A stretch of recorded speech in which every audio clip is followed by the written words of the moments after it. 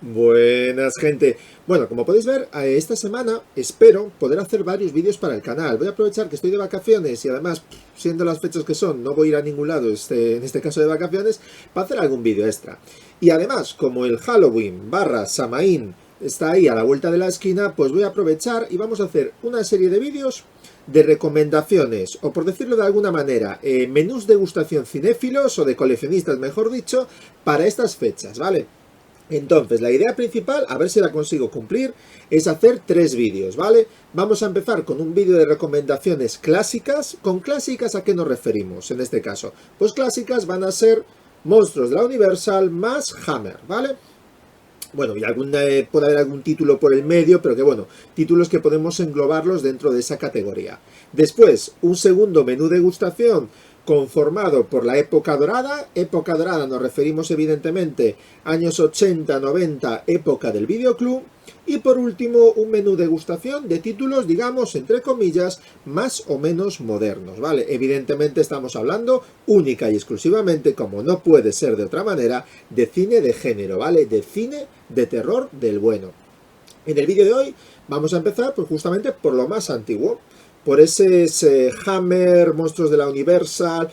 Fantaterror español quizás no, porque hemos hablado muchísimo en los últimos vídeos de Fantaterror español y ya me cansa, aunque ya os digo, la primera película que vamos a hablar es española, pero no la considero parte del Fantaterror español, no sé por qué, no tengo esa apreciación de este tipo de esta película en cuestión, y bueno, espero que os gusten mucho los vídeos. Ya os digo, personalmente yo no celebro el Halloween, bueno, de donde soy yo, pues de la región donde vivo yo, sí se celebra una festividad similar, que es una de las 4 festividades de la cultura celta del cambio entre estaciones, que se llamaría el Samaín, que en algunas partes incluso también se ve como, bueno, es como la entrada de Cailles Berreats, que es una deidad celta, que es la deidad que representa al invierno y a las bestias del bosque o del monte, como se quiera llamar. Bueno, me estoy enrollando y estoy montando un off topic bestial, ¿vale? No me hagáis mucho caso, pero bueno, ya os digo, yo soy más de Samaín que de Halloween, ¿vale? Entonces, bueno, pues vamos allá. Vamos con la primera película. Y ya os digo que es una peli que a mí me parece la puta caña de España. Y es esta que viene por aquí. Vamos allá. Estamos hablando del Conde Drácula, nada más y nada menos que de Jesús Franco, de Jess Franco, uno de los directores más internacionales que ha tenido España y de los más seguidos a nivel mundial, un director de culto. En este caso, el bueno de Jess Franco cuenta además con un reparto brutal, donde encabeza el mismo nada más y nada menos que el vampiro por excelencia después de Bela Lugosi, o incluso por encima de Bela Lugosi, ¿por qué no? Hablamos de Christopher Lee. Y como su lacayo, como su mítico personaje de Renfield, estamos hablando que está interpretado nada más y nada menos que por el desquiciado y siempre brutal Klaus Kinski. Estamos hablando, para mucha gente, el Conde Drácula de Jess Franco, que es una película rodada con un presupuesto muy bajo, está considerado como la representación más fiel de la historia de Bram Stoker. Y así incluso lo dice Christopher Lee. Cuando Christopher Lee lee el guión que le envía Jess Franco, acepta el papel por eso, porque considera que es la primera vez en la que va a interpretar 100% el personaje escrito por Bram Stoker, ¿vale? Entonces estaríamos hablando de la mayor representación del Conde Drácula, de la versión más fidedigna de la obra literaria, ¿vale? El Conde Drácula.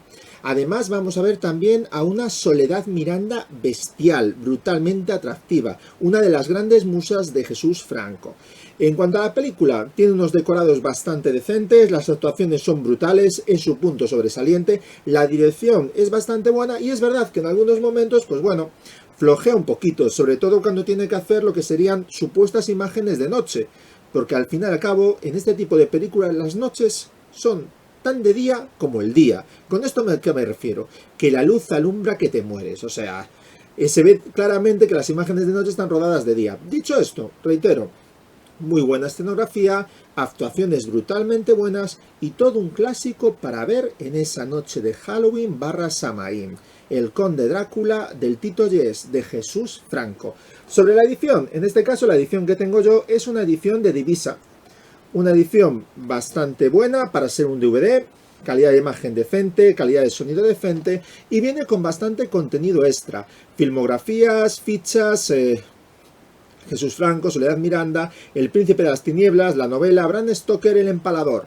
Bien, bastantes extras para lo que suele ser este tipo de ediciones de Divisa. Evidentemente, esta edición está totalmente descatalogada, por lo cual para poder conseguirla tenemos que tirar del mercado de segunda mano. Dicho esto, no considero que sea una edición que sea, entre comillas, complicada de conseguir. ¿Con esto a qué me refiero? Precio ideal de esta edición, si vais a ir a segunda mano, yo, bajo ningún concepto, pagaría por ella más de 5 o 7 euros.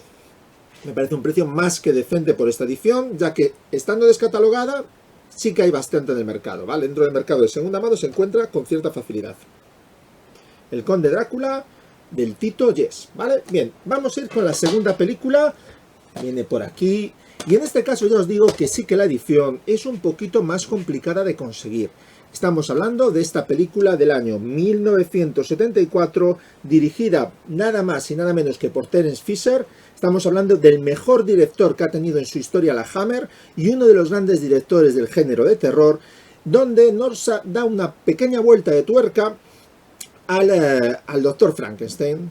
Doctor Barón Frankenstein. En este caso interpretado por el gentleman inglés por excelencia, que es Peter Cushing.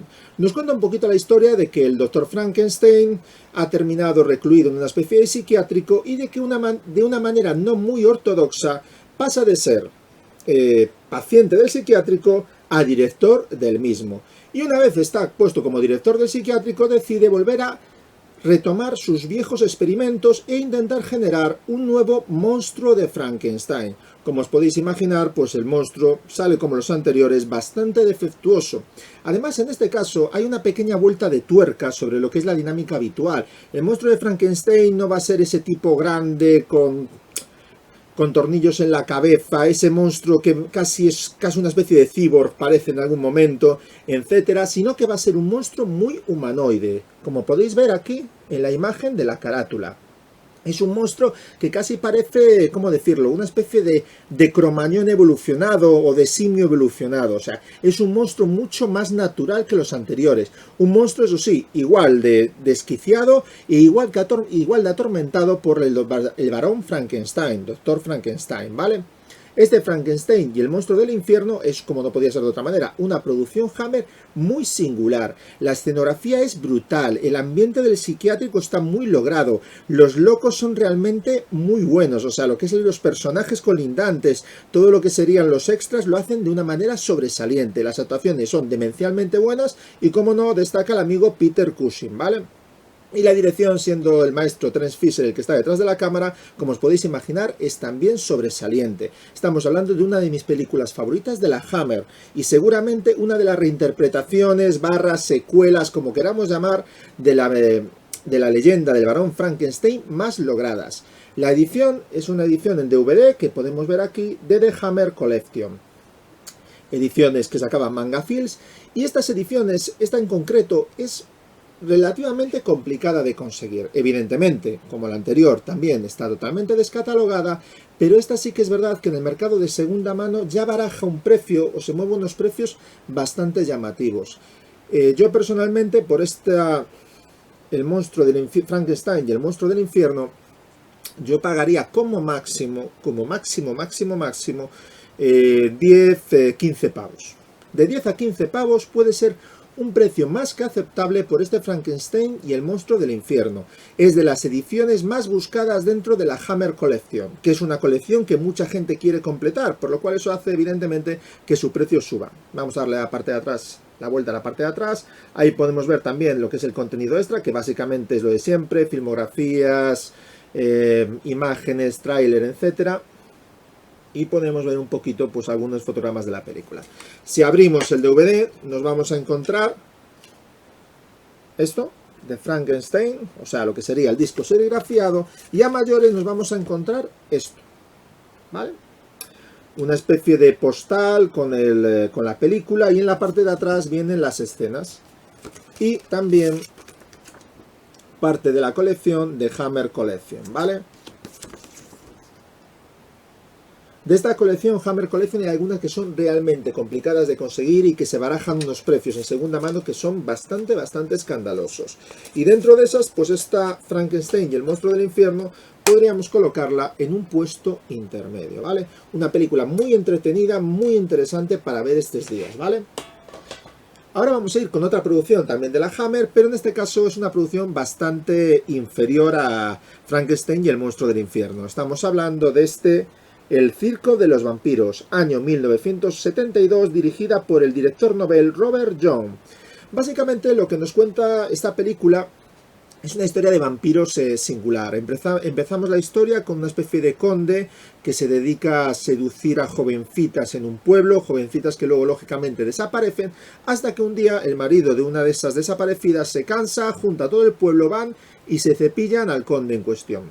El conde, antes de morir, como suele pasar en este tipo de casos, los maldice a todos y dice que la sangre de sus hijos lo harán volver a la vida. A partir de ese momento, pues el pueblo está maldito, el pueblo empieza a sufrir una extraña enfermedad e incluso llega a ser aislado totalmente del resto de pueblos vecinos.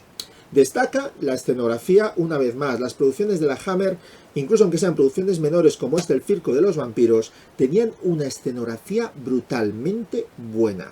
O sea, los estudios Hammer cuidaban mucho ese tipo de detalles, tanto la escenografía, o sea, decorados, incluso como lo que sería el vestuario de los actores. Bien.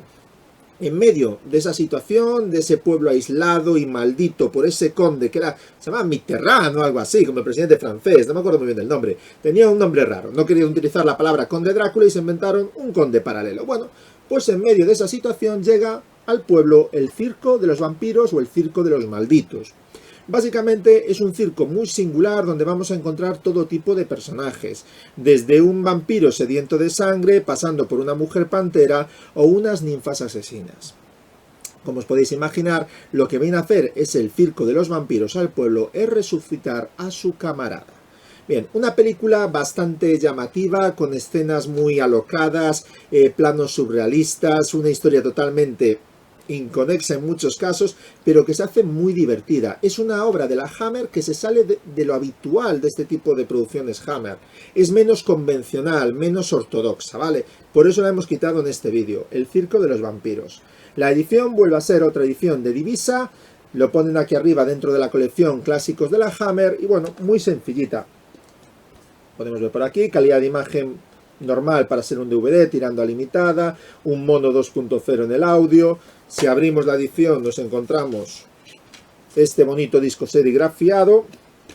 Y bueno, de las que hemos visto hasta ahora, sin lugar a dudas, El circo de los vampiros es la película menor de todas, ¿vale? El Conde Drácula de Jesús Franco es una maravilla de película.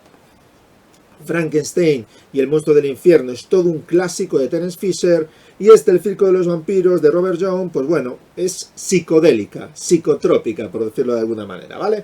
Pero igualmente muy recomendable para estas fechas. Y vamos ahora ya a pasar, o vamos a dar el salto, a nada más y nada menos que a nuestros monstruos de la Universal. Y para dar ese salto vamos a tirar mano de estas ediciones. Son unas ediciones inglesas que en su momento se podían comprar mediante Zapbi. No sé si a día de hoy siguen estando en el mercado o ya han caído descatalogadas. Si siguen estando en el mercado os las recomiendo. Eso sí, cuidadito. De estas ediciones, por norma, máximo un título o dos traen audio en castellano. El resto de los títulos suelen venir con subtítulos. O sea, bueno, vienen todos con subtítulos. Creo que había a lo mejor alguno por ahí que no, pero mayoritariamente los títulos están subtitulados. Eso sí, ya os digo, los subtítulos son en latino, ¿vale? No es en español de España. Esto a veces puede chocar un poquito al ojo, pero bueno, es lo que hay, ¿vale? Y vamos allá con la primera película de los monstruos de la Universal. Una película que da comienzo a la reinvención de todo un clásico, o para algunos no la reinvención. Habrá algunos que dirán que es la degeneración de todo un clásico, el comienzo de su degeneración. Para mí personalmente es de la reinvención. Y aquí viene, estamos hablando de la edición Legado del amigo Conde Drácula, y la película que vamos a hablar o que vamos a recomendar de esta edición es El hijo de Drácula del año 1943, dirigida por Robert Siodmak. Bien, en primer caso lo que vamos a encontrar en este caso es que el protagonista evidentemente no es el Conde Drácula, es su hijo, que tiene un seudónimo raro, se hace pasar por un tal Alucard o algo así, no me acuerdo muy bien el seudónimo que utilizaba el hijo del Conde Drácula, y está interpretado por Lon Chaney Jr. Sí, por Lon Chaney Jr. estaba interpretado. Que además le da un toque al Drácula muy diferente. Claro, pasamos del Drácula de Bela Lugosi, del actor húngaro, ese Drácula sobreactuado que se mueve de manera lenta, muy sutil, al Drácula de Lon Chaney Jr., que es un Drácula, como decirlo, más bravucón, más lanzado para adelante, menos ortodoxo en su actuación. O sea, Bela Lugosi era un actor de teatro, Lon Chaney Jr. ya directamente es un actor de cine y entre comillas de cine moderno de esa época, ¿vale? Por lo cual el empaque que le da el personaje es totalmente diferente al de Bela Lugosi. Estamos hablando, pese a que ya como decíamos antes, ya empieza a ser la degeneración o reinvención del personaje según desde el punto de mira que se vea. Estamos hablando aún así de una producción con un presupuesto más o menos decente, no es un presupuesto de la vieja Universal, pero es más o menos decente, que mantiene todavía toda la escenografía clásica de la Universal y con unas actuaciones muy muy decentes y una buena dirección. Sobre el argumento de la película, ¿qué queréis que os diga? Es lo de siempre. El conde Drácula llega a una especie de plantación en el sur de Estados Unidos, allí ve a una tipa y decide seducirla para alimentarse de ella. Poco más. Simplemente quizás la destacamos porque es el comienzo de la degeneración / reinvención del personaje de Drácula. Bueno, aunque reitero, no estamos hablando del conde Drácula, pero estamos hablando de su hijo. Por eso digo Drácula igualmente, ¿vale? O sea, esto es lo de siempre. Esto a lo mejor por algún motivo no querían quemar todavía la imagen del conde Drácula y dicen, pues bueno, en vez del conde Drácula es su hijo. Luego veremos que también está el hijo de Frankenstein. Bueno, es habitual en ese año empezar a sacar películas de Frankenstein y de Drácula de una manera más o menos metralleta. O sea, cualquier historia absurda valía para resucitar o sacar una película de estos monstruos de la Universal, que tan buen resultado daban en la taquilla, ¿vale? Sobre la edición, podéis ver que viene en una caja gorda. Se llama Edición Legacy de Drácula y son 6 películas de Drácula original, ¿vale? O sea, del Drácula de la Universal. Las películas, os digo cuáles trae, así las vemos por detrás. Trae el Drácula de 1931, trae Drácula's Daughter, Son of Drácula, House of Frankenstein, House of Drácula, Abbott y Costello conocen a Frankenstein, ¿vale? Meet Frankenstein, o sea, estamos hablando de películas que van desde el año 1931 hasta el final, que son las de Abbott y Costello del año 1948. Audio en castellano incluye solamente Drácula. El resto serían ya con subtítulos, o sea, audio en inglés, subtítulos en español latino, ¿vale? Sobre la presentación, si abrimos la caja, vemos pues sus correspondientes discos serigrafiados. Había uno por aquí que estaba cayendo, que era el de la hija de Drácula. Vemos, por ejemplo, que la hija de Drácula y el hijo de Drácula comparten disco en este caso. Y veremos que también pasa lo mismo con House of Frankenstein y House of Drácula, que también compartirán disco. Es una edición muy chula, que a mí personalmente me gusta mucho, ya hace años que la tengo, o sea, no es una edición de las precisamente recientes, ya hace bastante tiempo. Uy, estaba intentando cerrarla, pero cuesta. Espera un momentito, vamos a cerrarla, que se descolocó aquí. Mira, el problema de esta edición es esto, ¿veis? Se suelta lo que sería un amaray interno. O sea, uno de los contenedores de Blu-ray internos se van soltando. Vamos a cerrarlo bien y así ya podemos cerrarla. Vale, buena presentación, buen packaging, un poquito endeble por dentro como podéis ver y una manera de tener pues la colección del Drácula clásico, del Drácula de la Universal, ¿vale? Bien, vamos a ir con otro monstruo clásico. Y si antes estábamos hablando de Drácula, creo que ahora es el momento de hablar de Frankenstein, el monstruo de Frankenstein. Año 1942 nos llega El fantasma de Frankenstein. He seleccionado esta película única y exclusivamente por un motivo, y es por la actuación demencialmente buena que hace Bela Lugosi. Bela Lugosi interpreta a Igor, al mítico, en España conocéis cuando salía lo de esta noche cruzamos en Mississippi, ese Igor Cojones. Pues bueno, pues Igor Cojones es interpretado por un Bela Lugosi brutal. Para mí, sinceramente, este Igor, El fantasma de Frankenstein, es el mejor personaje que ha interpretado Bela Lugosi, mucho mejor que el Drácula original. ¿Dónde va a parar? O sea, es brutalmente bueno ver al Bela Lugosi transformado en Igor, perdiendo totalmente su mítico plante de noble húngaro, etcétera, etcétera, ¿vale?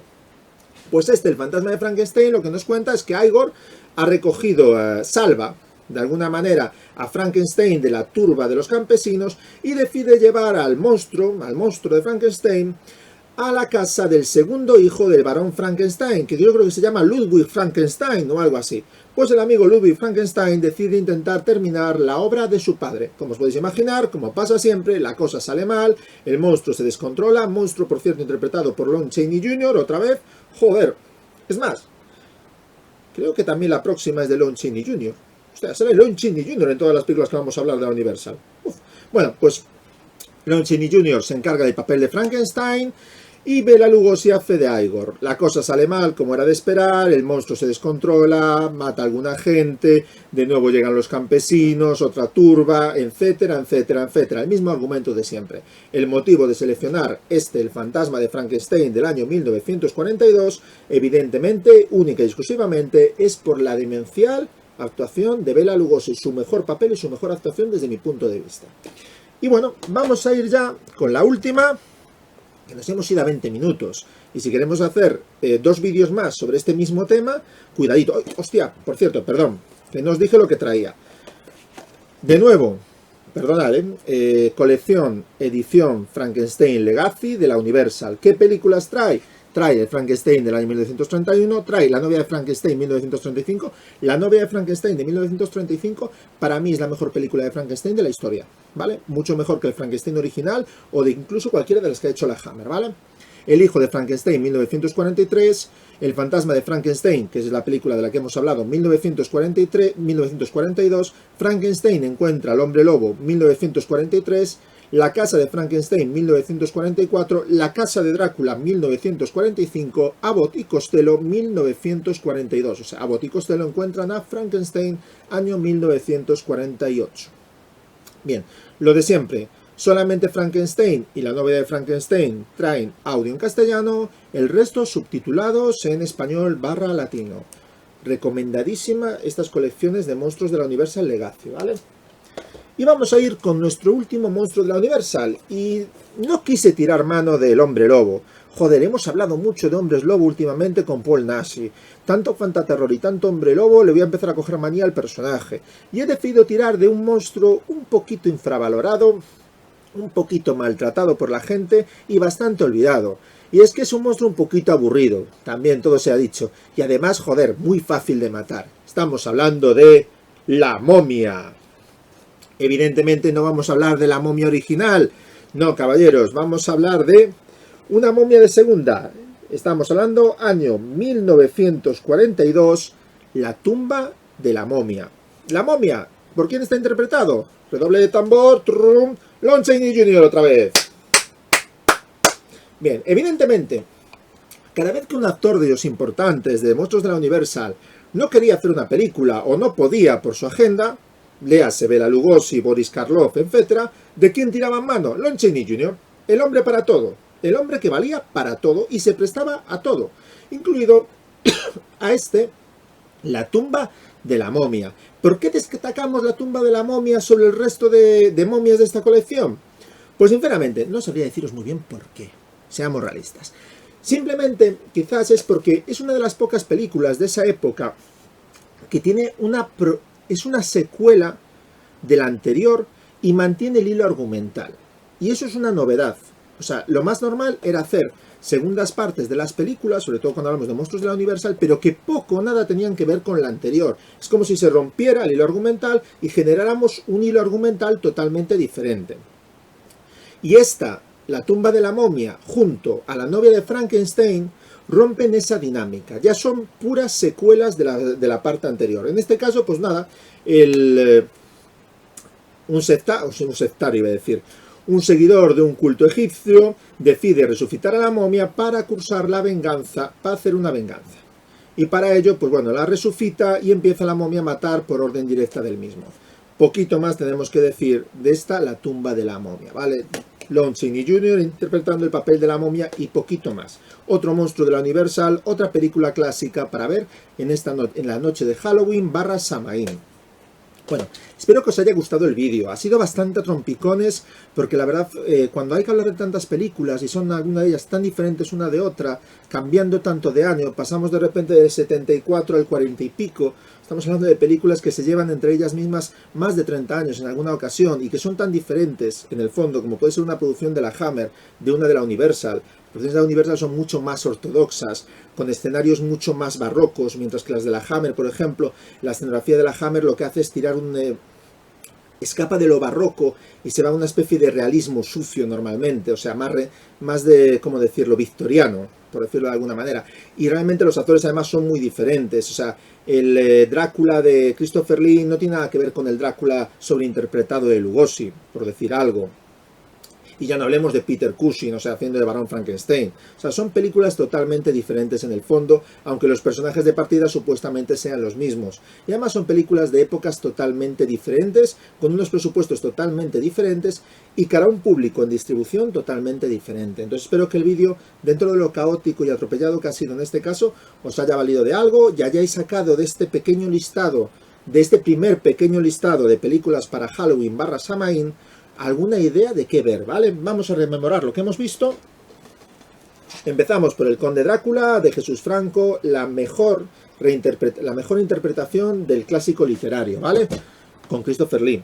Pasamos a Frankenstein y el monstruo del infierno, Terence Fisher más Peter Cushing. ¿Qué más se le puede pedir? Por último, El circo de los vampiros, de Young, de un joven Robert Young, primera película del director. Una película bastante psicodélica y que se sale un poquito de los cánones habituales de nuestros amigos de la Hammer. Luego pasamos al hijo de Drácula, Lon Chaney Jr., haciendo del vástago del conde Drácula. El fantasma de Frankenstein, con Bela Lugosi en su mejor interpretación, haciendo de Igor. Y por último, La tumba de la momia, Lon Chaney Jr. haciendo de nuestro querido monstruo embalsamado.